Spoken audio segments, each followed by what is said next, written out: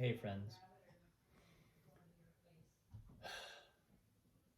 So I have continued to reflect on.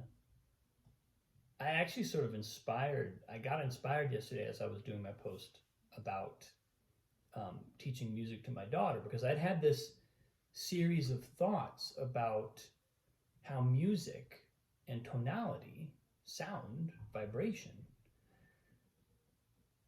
is a kind of a microcosm of the entire universe's energy spectra. And I've always had this. There's this little kind of like a metaphor that I came up with when I was teaching piano. I used to say the piano keyboard is like a little. It's like a little staircase between heaven and earth because it starts down towards the lower end of audible vibration, not all the way to the bottom, but there's actually there are grand pianos, Bösendorfer, uh, whatever they call them, imperials, the big ones that have an extra octave on the bottom. By the time you get down to the bottom key on a piano that long, it's something like 12 hertz or 14 hertz, which means the string is vibrating 12 to 14 times per second. Now, as you can probably imagine, you get much lower than that in pitch, and you're no longer hearing pitch, you're hearing rhythm. Even 14 hertz or 24 hertz, I don't remember, don't quote me on the actual number, but you can understand how after a certain point you're going to hear a series of successive vibrations as a series of rhythms if it slows down enough. 4 times per second. I don't know if that's actually 4 times per second, but it's fast enough, it's slow enough that you can kind of start to hear where you transition from sound, from where vibration becomes sound, into where vibration actually becomes tempo. At the other end of the piano, we get up pretty high. Now, I don't think that we're up towards the very upper limit of audible sound. There are pitches substantially higher than the top of the piano keyboard that we can still hear, but we all know that certain things, that after a certain point the human ear no longer hears them. I mean, that's the whole idea of a dog whistle, right? So we know that there's also a point up on that end of the spectrum where we're not going to hear sound anymore. There's a level on which we will still experience the vibration. We might be able to feel it. Some other organ in us might pick up on it. And of course, you get into deep sort of perceptive capacities, and I'm convinced that people can pick up on all kinds of vibrations, all kinds of other energies that might not be in the audible spectrum of sound, right? For one thing, at some point we start seeing light. So between the end of the piano keyboard and the red bandwidth of a rainbow, there's a bunch of energy, and then at some point we start seeing light. So the eye picks it up instead of the ear. So anyway, as I was speaking yesterday and sort of recognizing what we're really doing when we learn music, especially if we learn music with a kind of an understanding of vibration. I think of it on some level as music theory, because music theory is a particular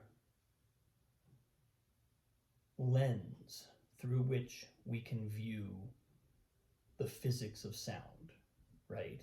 There'd be many other ways to look at the physics of sound, but music theory is actually one semi-scientific lens through which we can look, because it describes how certain progressions sound. It tells us what's happening when certain sounds follow each other, when certain harmonic sequences take place, certain series of pitches, certain combinations of pitches, major and minor, right? Those are sounds like a child can tell the difference between a major and minor chord.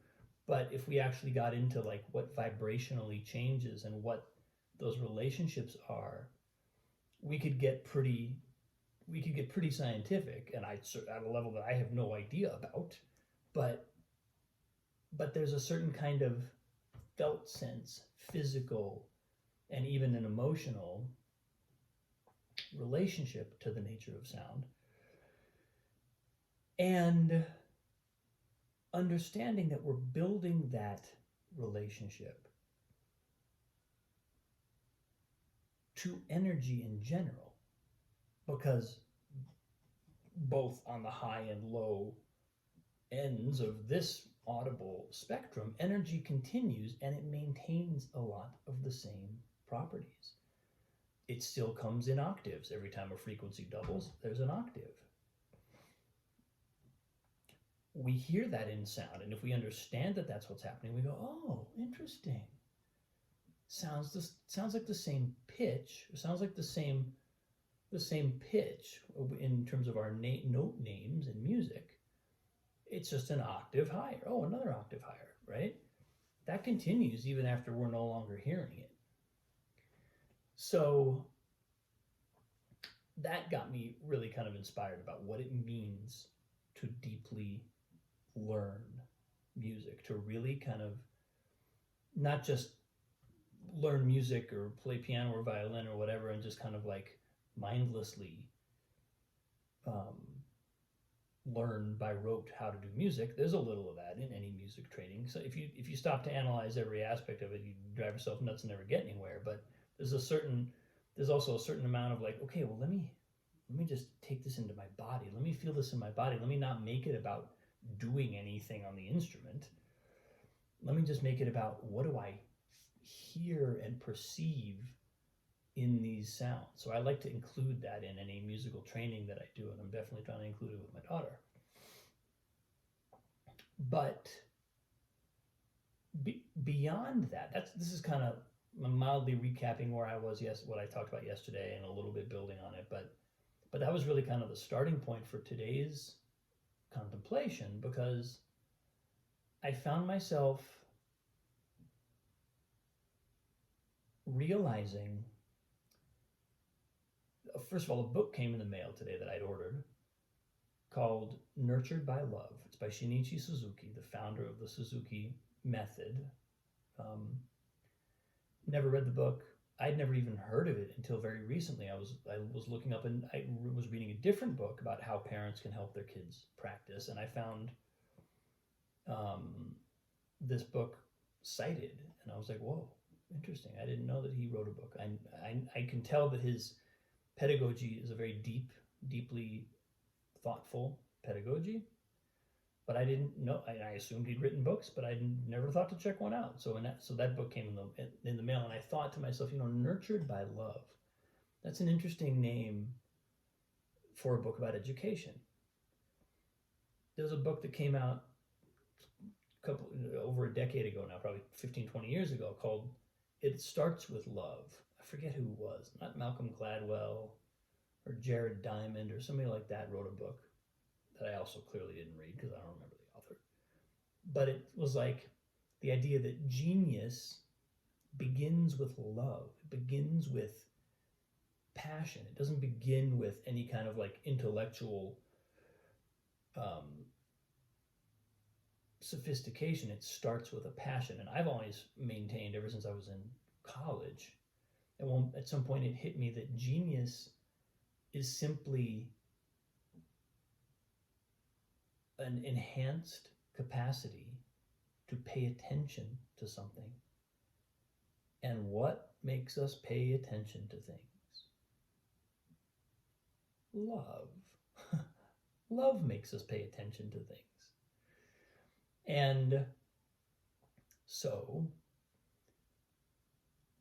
the book came in the mail, and I thought, oh, very cool. I look forward to reading Shinichi Suzuki's it's pretty short, his little treatise on how to approach music pedagogy. And then I found myself talking to my wife about the nature of the work where I'm working with my daughter and we'll hit an obstacle. Usually it's like she goes in, the way I know we've hit an obstacle is she goes into resistance. She stops wanting to work. And so what I have found when I'm on my game, when I don't just like try and push through the resistance, which almost never works. I don't know why I keep trying it. I should probably just like learn the lesson. But when I am on my game and I don't do that, and I kind of recognize, okay, well, why are we in resistance here? What's going on? I can kind of usually find my way back to something in myself, in my own musical background, my own musical training, and my own musical imprinting, right? Because I have a whole lineage of learning. I have a whole lifetime of learning now kind of stacked up within me. And going through the process of learning with somebody who's very young and starting kind of at the, she's coming along great, but she's in the early stages of it.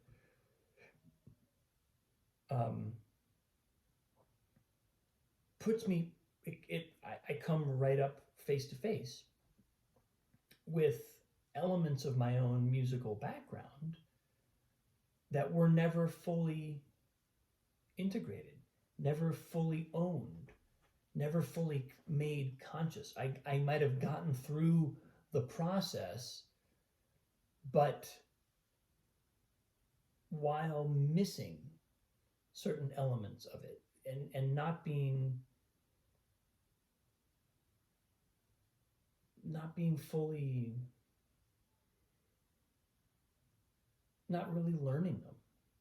You know how when you learn something that's vast and complicated and endless, you can look back even as you're mastering something and think, ooh, I kind of skipped a step there. I need to go back and pick up that step. Happens to me all the time on piano. I'm constantly realizing, like just the last couple of days, I've been like, oh, I've never really played scales very well. You'd think, and I've spent hours, I mean, probably hundreds, if not thousands of hours of my life playing scales on the piano. But just in the last couple of weeks, I've felt my hands go, no, this is how you play scales. So I'm going back and working on that. And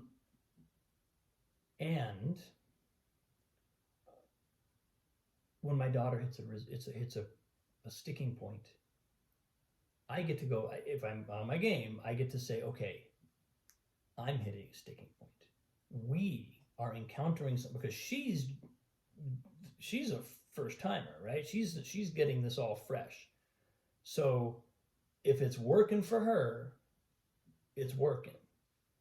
If it's not working for her, it's definitely not her fault. I mean, there are times when, you wish that there was just a little more focus in the room, but she's 5.